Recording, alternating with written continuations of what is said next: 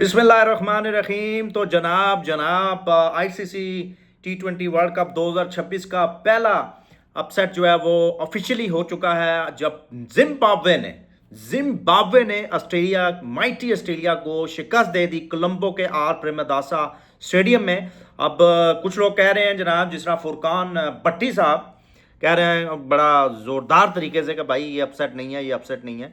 तो भाई ये बिल्कुल अपसेट है।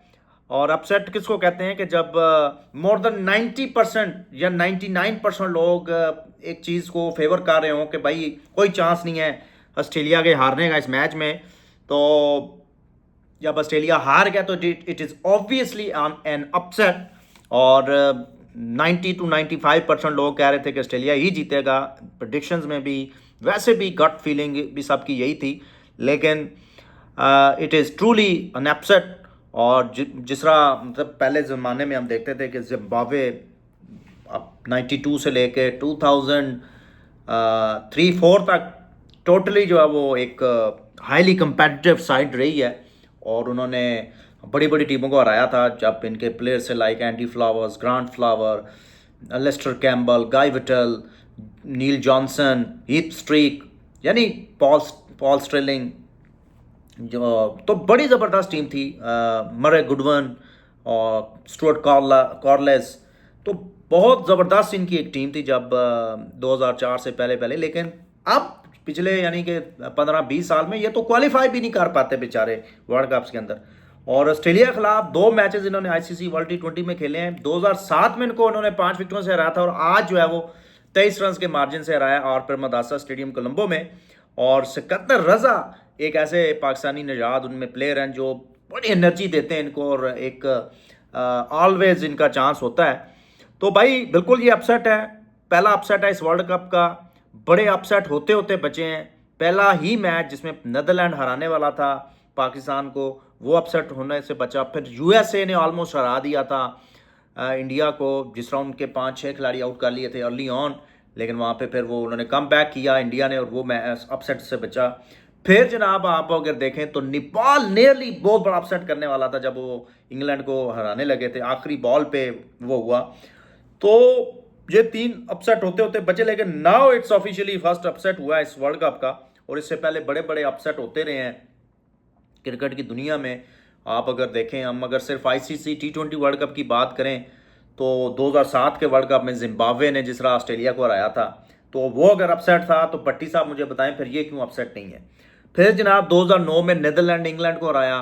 फिर 2022 में जो है वो नीदरलैंड ने साउथ अफ्रीका को हराया। तो और भी बड़े बड़े अपसेट हुए हैं T20 वर्ल्ड कप में। तो हर वर्ल्ड कप में तकरीबन कोई ना कोई एक आध अपसेट होता है।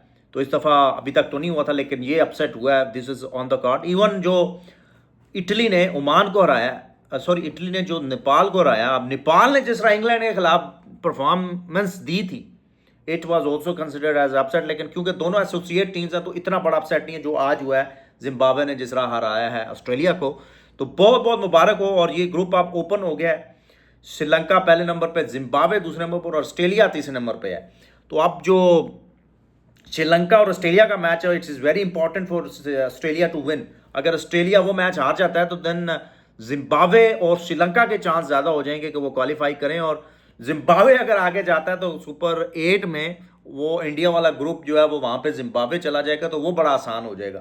तो लेट्स सी कि क्या होता है। स्टिल आई बिलीव कि ऑस्ट्रेलिया के चांसेस हैं काफ़ी ज़्यादा क्वालिफाई करने के। लेकिन यार कहीं ना कहीं ऑस्ट्रेलिया की टीम में ना मुझे वो वैनम नज़र नहीं आ रहा, वो जो टिपिकल ऑस्ट्रेलियन स्ट्रेंथ होती है वो नज़र नहीं आ रही। आज मिचेल मार्श को उनकी कमी महसूस हुई, स्टीव स्मिथ को बुलाया जा रहा है, लेकिन ये जो मुझे टीम है ऑस्ट्रेलिया की, इसमें थोड़ा दम खम कम नज़र आ रहा है। लेकिन यू नेवर नो कि ये ऑस्ट्रेलिया की टीम को कभी भी आप राइट ऑफ नहीं कर सकते। और जब ये एक दफ़ा मोमेंटम पकड़ लेते हैं ना आईसीसी टूर्नामेंट्स में, फिर ये पीछे मुड़ के नहीं देखते।